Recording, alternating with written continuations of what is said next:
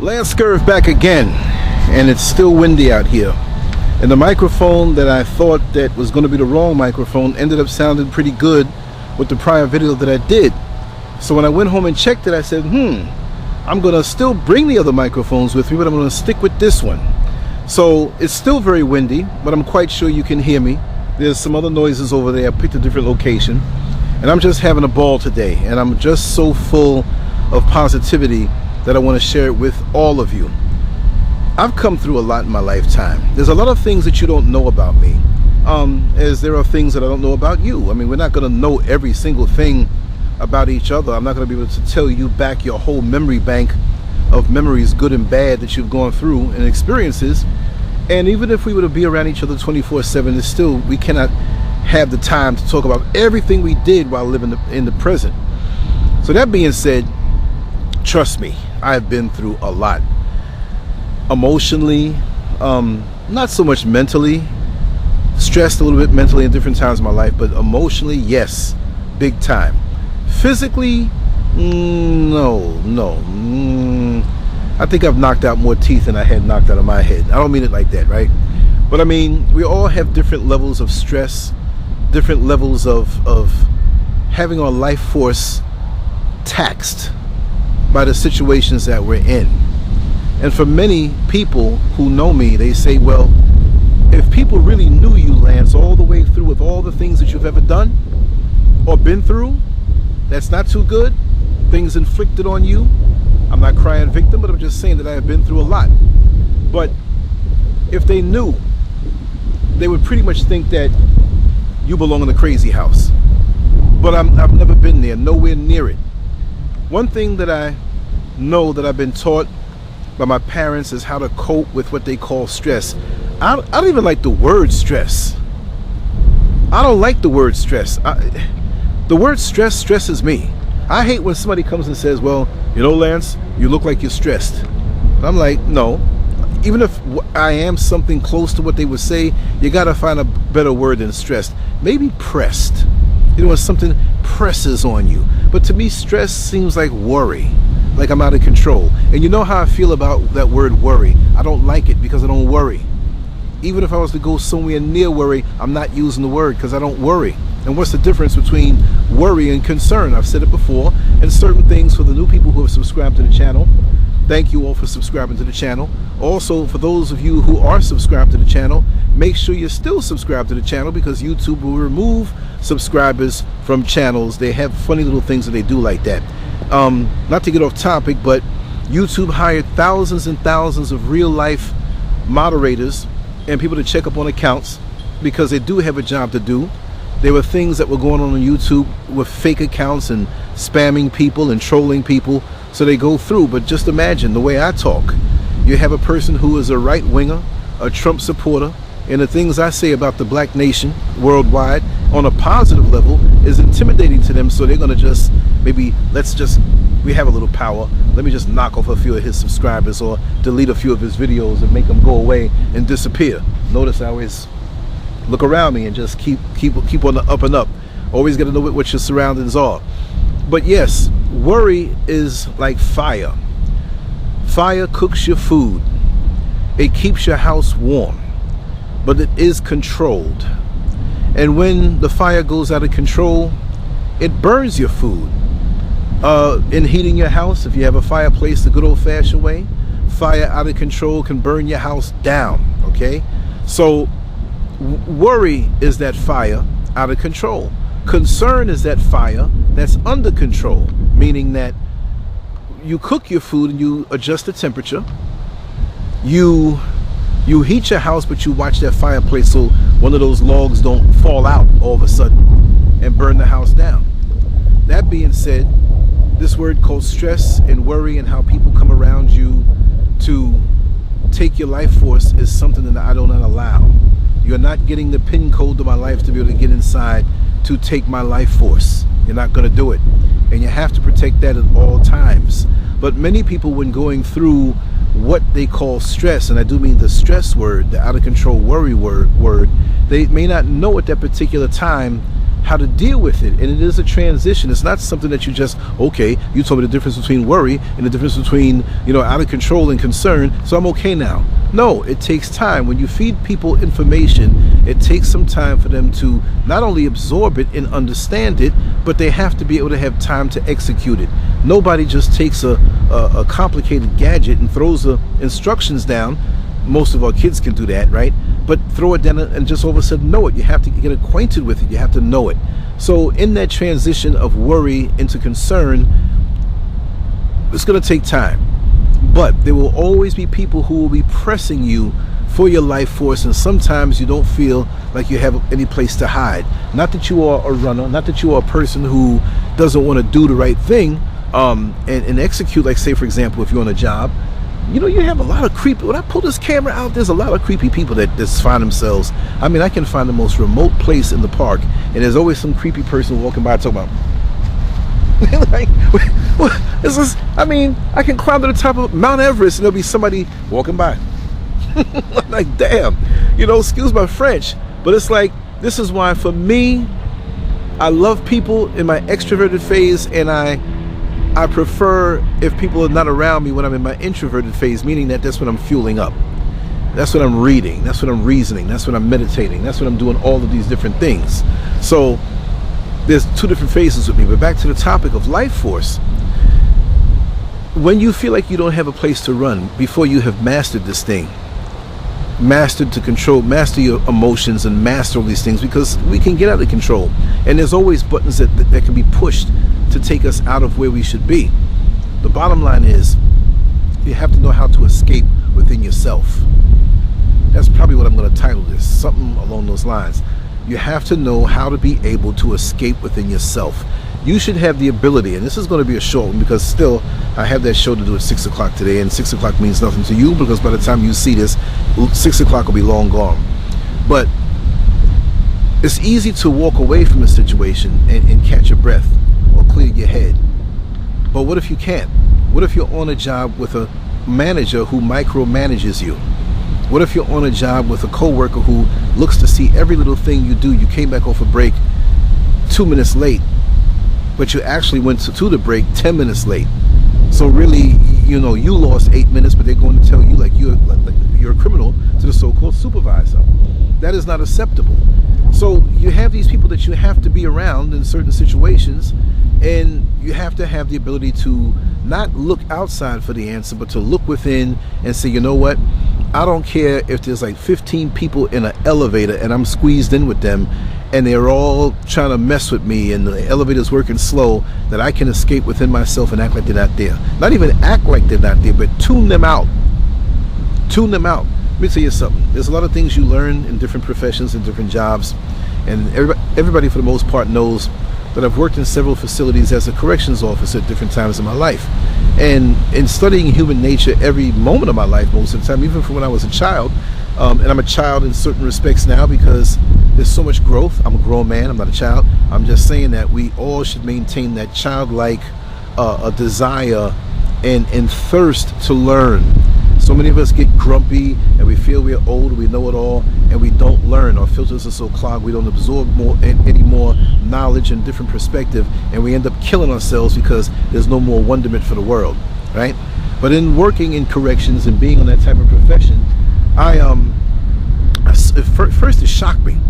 When I first walked into a facility and to see rows and rows of human beings stacked in little compartmentalized boxes called cells that were very limited. Sometimes it was a one-man cell, a two-man cell, an eight-man cell.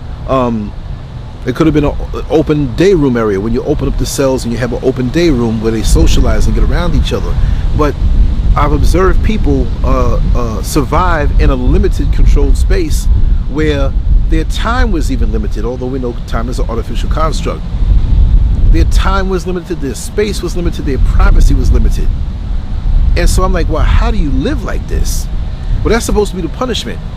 But there are people who punish you in the outside world in the same manner as if you're thrown into a jail cell. I mean, okay, you're a kid and your parent says, hey, you did something wrong, you're on punishment, go to your room. Back in the day, that would fly. But these days with smartphones and computers and tablets, go to my room, okay, I'll stay on I'll stay on YouTube all night. I'll text message with different people, taking you out of your comfort zone and stripping you away. I've seen how people survive in that. Now, when I observed this, I saw how many of the guys who were in there were in good spirits. And better, I'm not saying jail or prison is a place to be in good spirits. What I mean is that they made do with what little they had. And I see how people in the outside world don't make do with what they have. They may have a huge yard, a huge park, a huge space, a big house, but they're just as cranky and miserable and unhappy as can be. I know people like that. They come home from work and they troll you on YouTube, and they're worried about who said what and who said this and who said that. And they have the whole big world around them to move about, but they're trapped off in the prison of their mind. And here you have so-called inmates, right? It might be 6 by 6, it might be 8 by 10, or whatever you measure a cell to be. And they're in there laughing, they're exercising, they're getting in deep conversations, they're meditating. Their mind makes them free.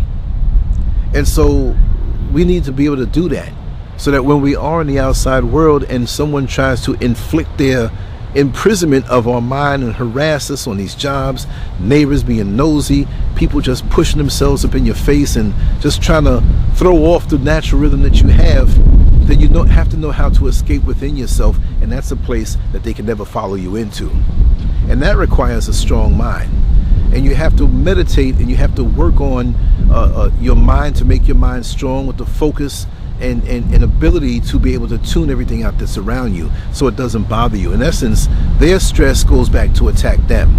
You see? It's almost like, you know, when you're a kid, you say, whatever you do to me, it's going to bounce off of me and it's going to go back to you.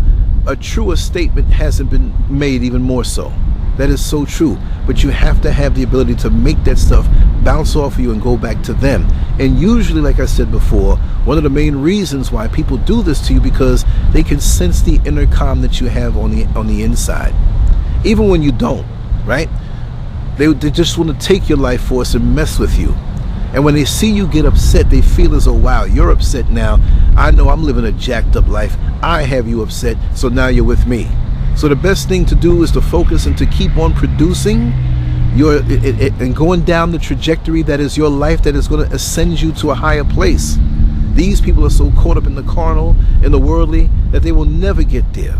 And your very presence, even before you realize that they either one, that they don't like you, or they want to corral your energy and lord over you, that they can't touch you. And even that pisses them off, while they sit there like a wingless bird who can't fly, watching all the birds up in the sky fly away, and they're just walking around, why don't I have my wings? You have wings, but you have to take time to open up and flap your wings to make them work. And many of us have wings that are so wide, but we'll never go anywhere because our mind is not there. Our mind is on what's low, the lower levels, the lower vibrations, you see? So you have to take time. And this is why many people don't want to be bothered at all. You know what they do? They go and they buy all the acreage of land, and they escape. They get away. They don't want to see anybody, because if you don't see the people, you don't have to deal with the spirits, and then you can meditate and come back even stronger. So that's the bottom line, what I want to say. I'm going to have to run right now. This is just so I said the sun is still out.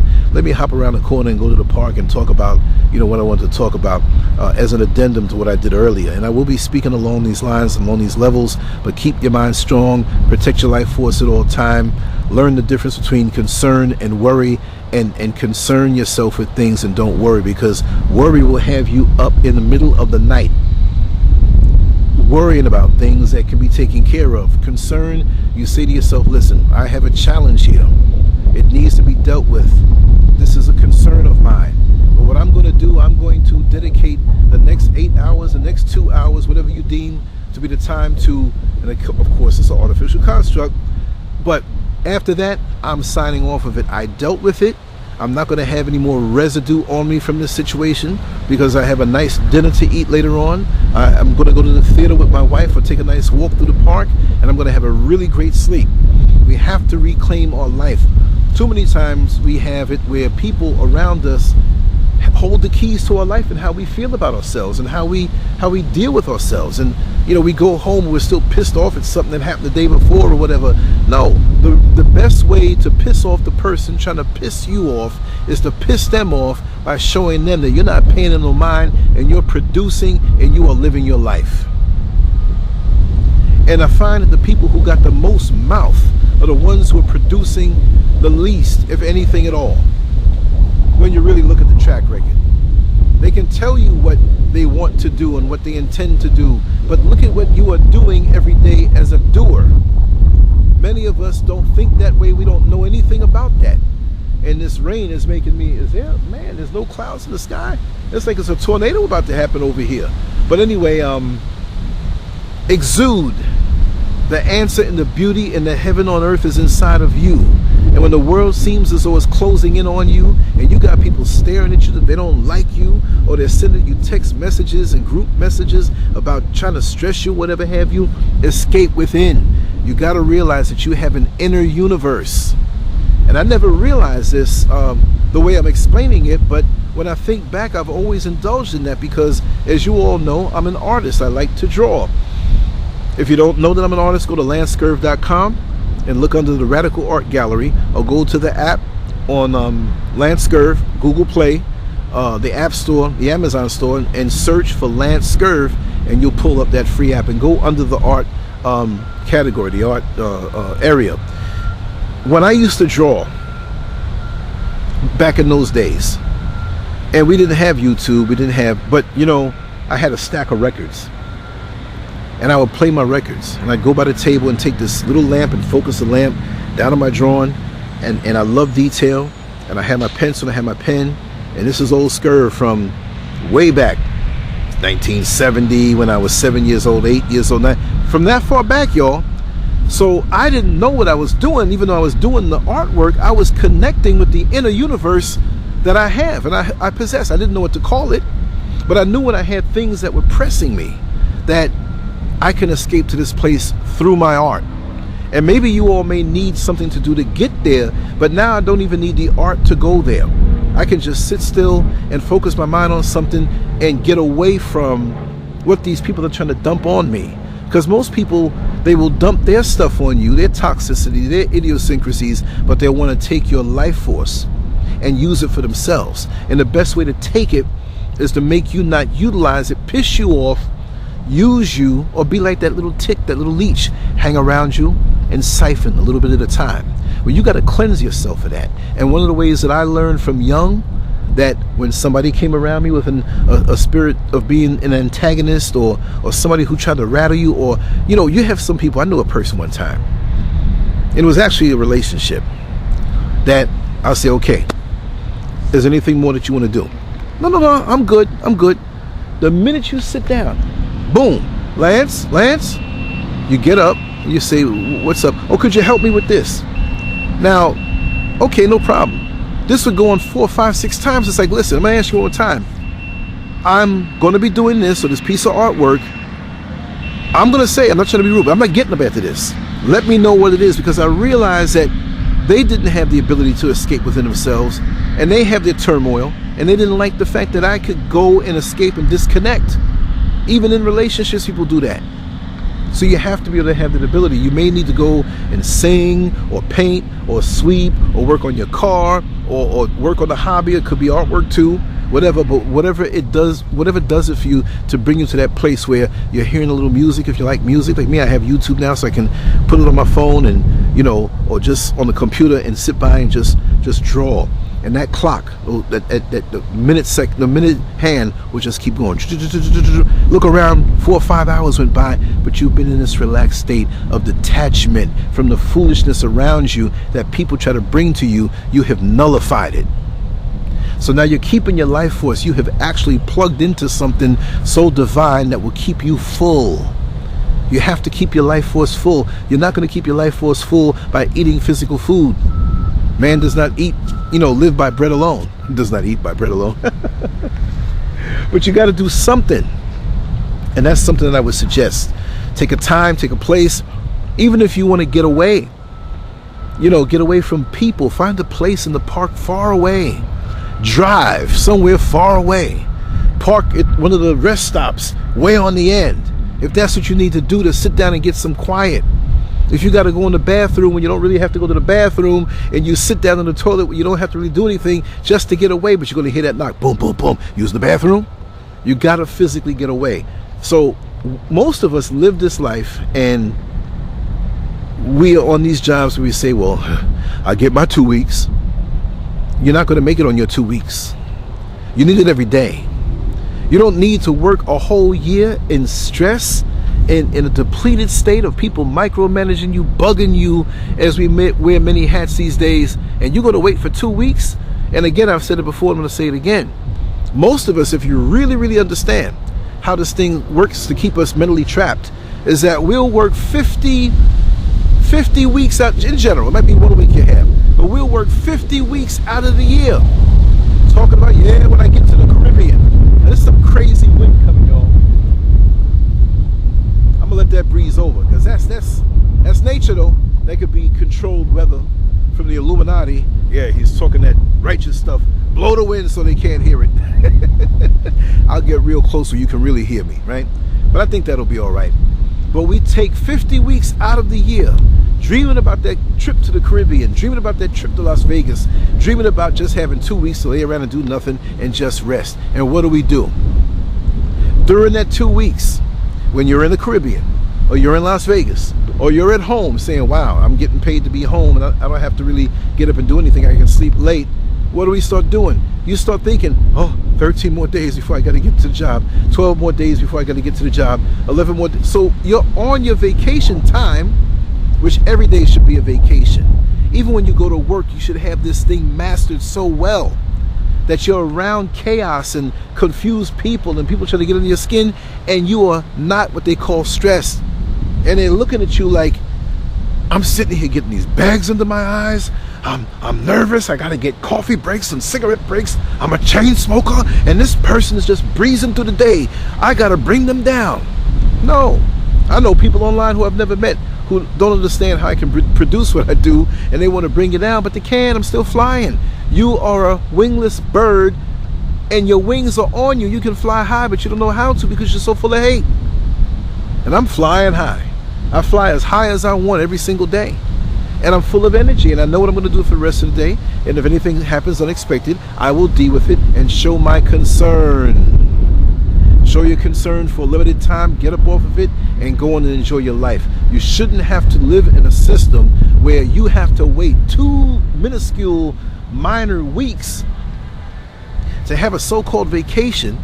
So wait now, if y'all work for 50 weeks, why don't I get 50 weeks to, I'm getting 50 weeks worth of stress and only 2 weeks?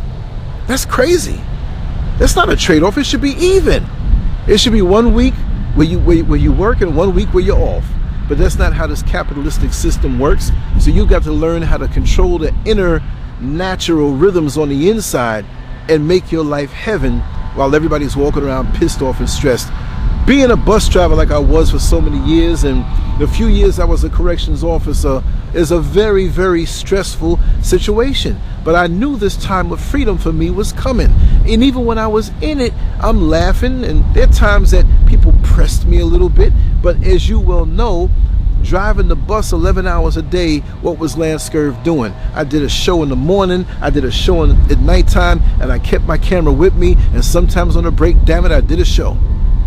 I remember one time I had Judge Joe Brown call me on the phone, and I told him, I said, listen, I'm going to mute my phone and put it in my pocket. I want you to continue talking about what you're talking about, and then when I get home, I'm going to upload the recording and make a little short presentation out of that. And that's what we did. So here I am driving, and Judge Joe Brown is on the phone. Yeah, and I think so and so and so, and you know what I mean? You know the way he talks. And I was just bugging out because there's always ways to produce. There's always ways to maximize your effectiveness in this world and your footprint in this world, even on minimum time, which is artificial. I'm riding what you call time. I'm controlling what you call time. People say, well, I don't have the time. Well, you just screwed yourself, because you're telling yourself that you don't have something that doesn't exist. I don't care about time. 100 years from now, the energy of Lancescurv will be somewhere. 500 years from now, the energy of Lancescurv will be somewhere. Guess what? I was born on April 8th, 1963 at 5:34 in the morning at Columbia Presbyterian Hospital, right across from the Audubon Ballroom where Malcolm X was shot. And I came from somewhere. My energy came from somewhere.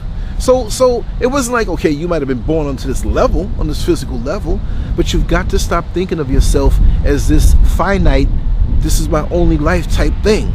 Now, I couldn't tell you what it is beyond there because I didn't go and come back to tell you, because if I did, you know Lancescurv is going to let you know exactly what went on the other side. But all the people that we ever met that are gone now onto that level, they're somewhere. And all the people who we have yet to meet, and all of the family members and friends, children that have yet to be born, they're coming from somewhere, the cycle of life. So this thing is not limited. It's almost like I tell black people, stop thinking of yourself as just an American citizen and understand that you are a person of the whole planet, a citizen of the globe, the planet.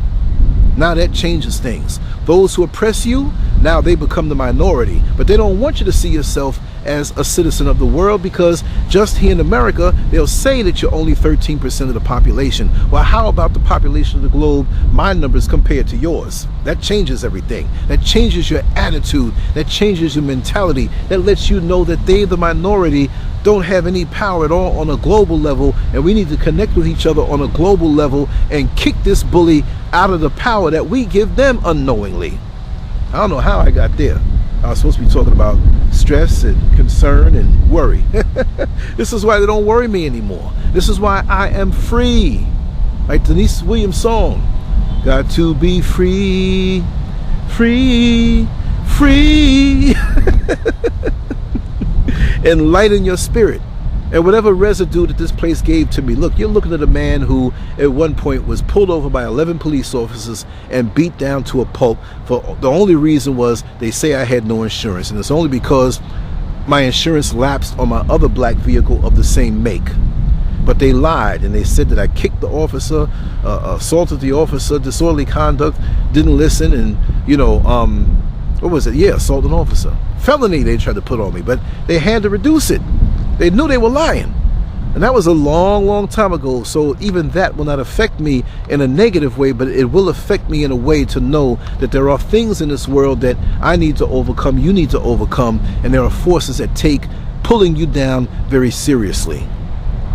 They do not, and see, like I always say, we judge the world by the state of our own mind, right? And so if you're a nice person and you're a loving person, you say, they don't really mean it that way. Listen, if you're a gossip, you think everybody's talking about you. If you're a thief, you think everybody's stealing from you. If you're a lazy person looking to get out of pulling your weight in a certain task on a job or something collective that you agree to do, then you think everybody else is trying to be lazy, right? So we judge the world by the state of our own mind. So you got to understand that when you're that nice, loving person, that bottom line is that everybody's not nice and everybody's not loving. Everybody doesn't have that spirit that you have. And so it's not a pleasant thing to wake up and realize that, but you have to be in touch with reality to make sure that you don't get taken off. It's a big world out here, and we have a lot of people out here who have secret agendas and hidden motivations and will hide their real self for the longest time, living double lives and going to the extreme with the double life and almost believing the fact that when you approach them on their double life, it's like, what are you talking about? They believe the lie, right? We lie to ourselves on little things. So my thing is to truly be free. And I don't know, I'm ranting now. I'm feeling so good, y'all.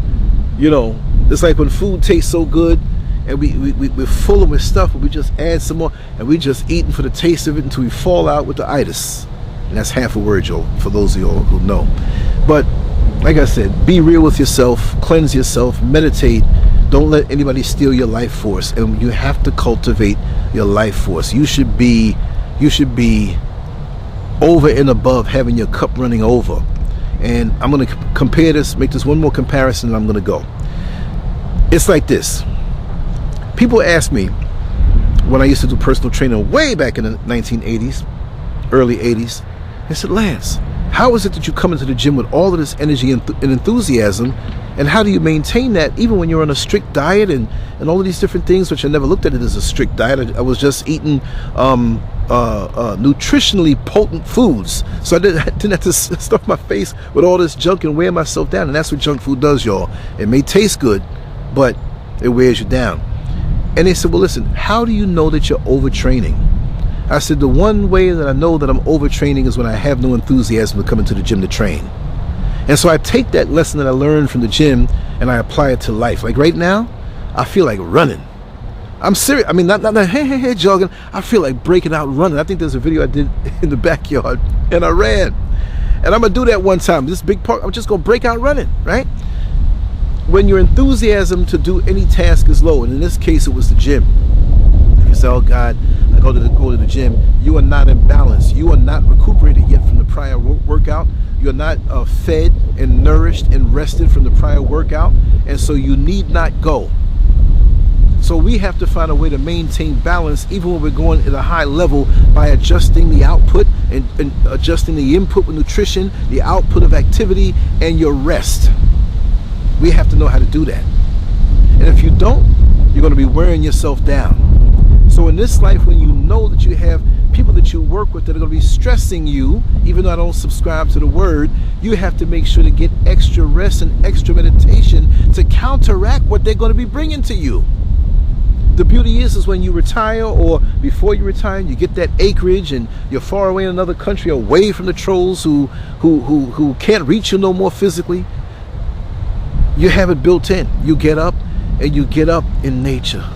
And you get up and you have your mango trees and your watermelon growing, and you don't have to go to a supermarket and pay for some more dried up GMO fruit. You can eat as much as you want. You can turn around and go back and lay down if you want. You can go in your little pond that you made, or your little pool, or whatever, your whatever, and just lay there and say, you know what, when you're free, you're not really free. So it really is difficult to get that peace of mind and balance when you're living in an imbalanced world. I don't want to be in an imbalanced world. I want to be somewhere where I can rest and fuel up and have an overwhelming a bit of life force that when I wake up laughing. I once knew a young lady who, when she would wake up in the morning, that's the first thing she would do. She'd wake up, she'd do this, suck her teeth.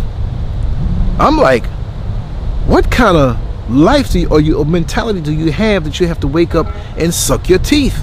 You're not looking forward to the day. You wake up pissed off. You're way out of balance. How out of balance are we? That's the question that I have for you. How out of balance are we? And unless we address it head on and face it dead on, we're never going to come out of that, because I know that these days, and this is not bragging or whatever, because I had some rough days in my life, y'all.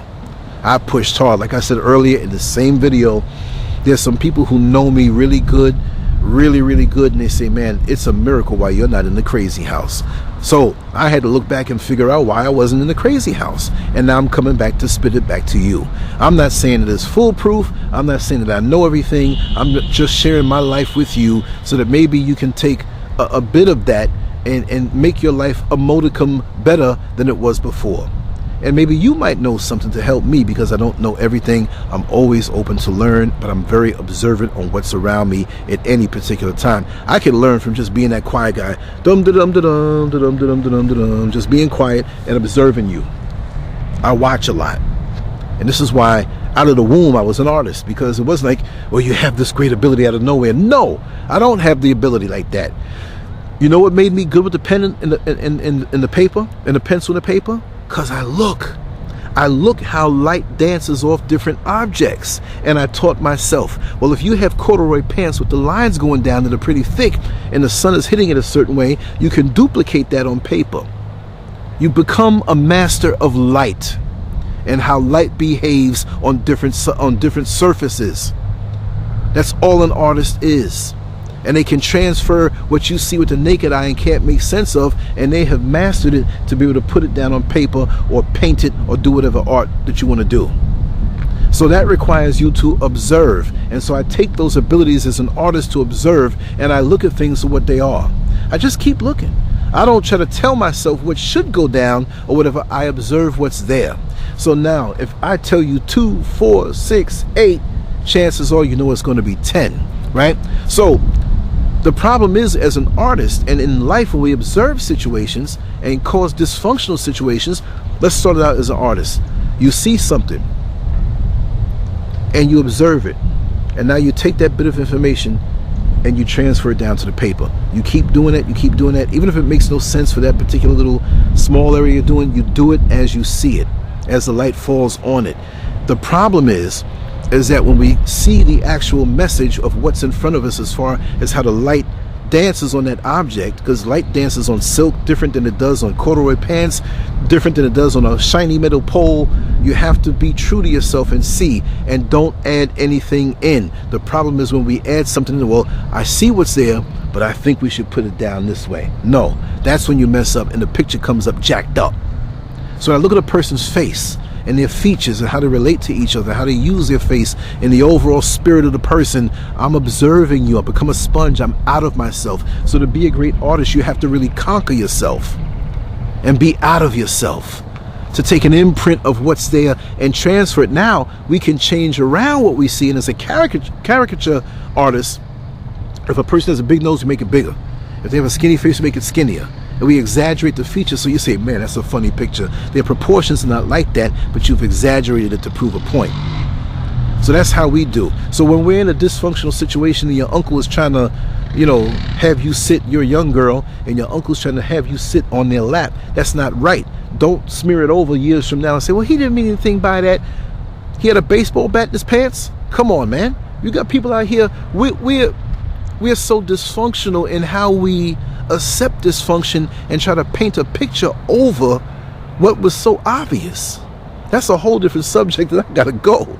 But that's how my mind goes. It just keeps going and going and going. I just reach in and pick in a little piece and just put it out there. Man, I can tell you, I can sit right here for the next 7 hours just talking about different things. But I gotta go, right?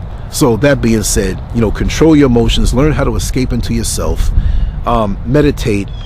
Know that you might not always be physically able to get away, but you can get away into that inner universe that you have and be the best friend that you can to yourself. Be comfortable residing within that space of you. Like those inmates who are in a cell. Now, you don't want to end up in that situation, but they had no choice but to learn how to do that. We should have that ability without even having to go to jail or prison, because that'll help us in our interactions with the dysfunctional, toxic people that are around us. And I hope this video made some sense to you. I jumped around a whole lot. You know my style. You know how I do. It's always high energy. This is like my second one for the day. I got a show to do today. I got some uploads to do today. This is how we do. And I'm going to keep it flowing while we can. When you got the good thing going, you keep riding it until the wheels fall off. And the way it looks, it don't look like the wheels are going to fall off no time soon. Much love to my sisters.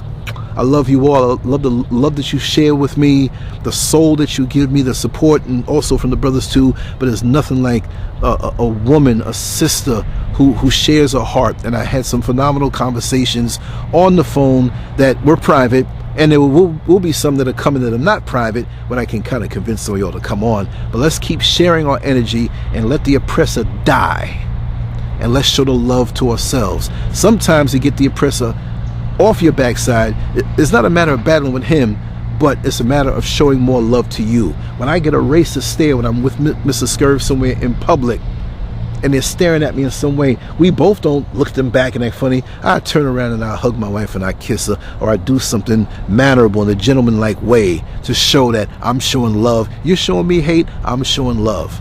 Now don't put your hand on her, come and try to put your hand on me. I'm gonna show you something. Because these fingers ain't all busted up and these knuckles ain't all busted up for no reason, but it's always in defense, right?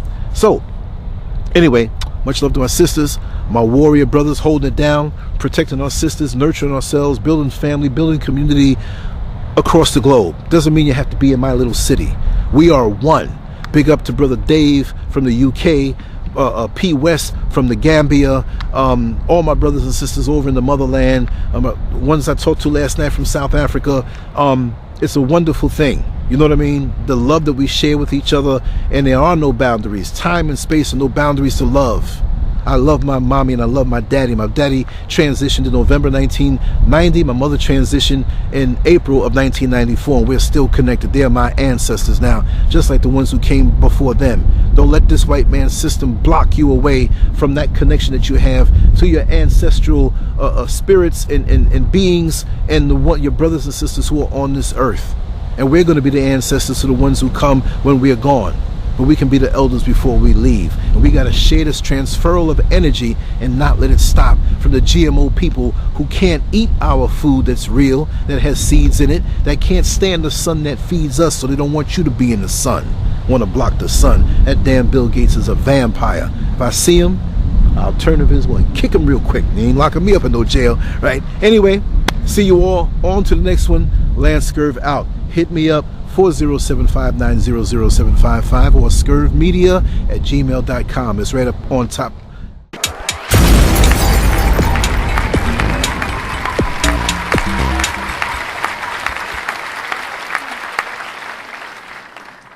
Make sure to check out the boldest blog at Lancescurv.com and follow Scurv on Twitter, Facebook, and YouTube under Lancescurv.